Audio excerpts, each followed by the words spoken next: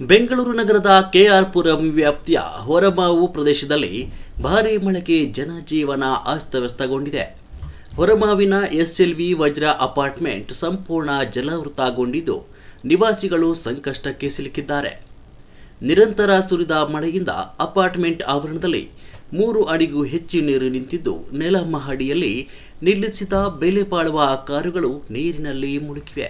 ನೀರು ಹೊರಹಾಕಲು ಸಮರ್ಪಕ ವ್ಯವಸ್ಥೆ ಇಲ್ಲದೆ ನಿವಾಸಿಗಳು ಪರದಾಡುವಂತಹ ಪರಿಸ್ಥಿತಿ ನಿರ್ಮಾಣವಾಗಿದೆ.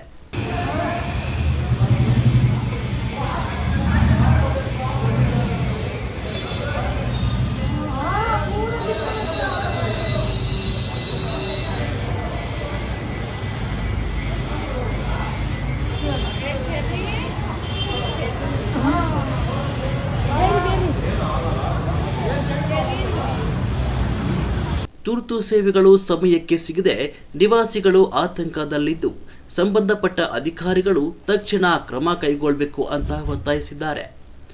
ಮಳೆ ನೀರು ಅಪಾರ್ಟ್ಮೆಂಟ್ ಒಳಗೆ ನುಗ್ಗಿದ ಪರಿಣಾಮ ದಿನನಿತ್ಯದ ಬದುಕು ಕೂಡ ಅಸ್ತವ್ಯಸ್ತಗೊಂಡಿದೆ.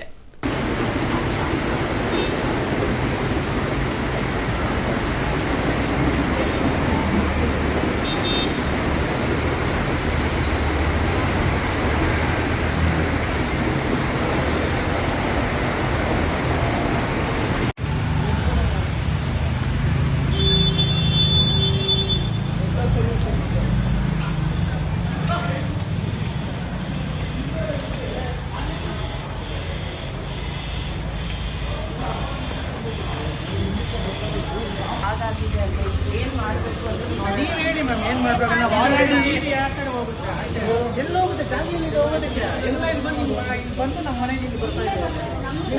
ನೀವು ಇದ್ರಿ ಓಡಾಕ್ಬೇಕಾದ್ರೆ ಲೈಕ್ ಮಾಡಿ ಅಂತ ಹೇಳಿದ್ರೆ ಯಾರು ಕೇಳಿಸ್ಕೊಳಲ್ಲ. ಇವಾಗ ಬಂದ್ಬಿಟ್ಟು ಹೆಂಗೆ ಏನೋ ಎಲ್ಲರೂ ಅಂದ್ರೆ ನಾವು ಏನು ಮಾಡೋಕ್ಕಾಗುತ್ತೆ ಹೇಳಿ.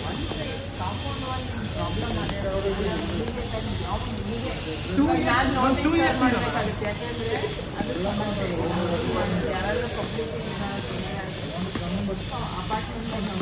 ಹೋಗಿಲ್ಲ ಪರಿವಾರ ಅವನೊಂದಿಗಿಲ್ಲ ಅವನು ಬಿಡ್ಕೊಂಡಿಗಿಲ್ಲ.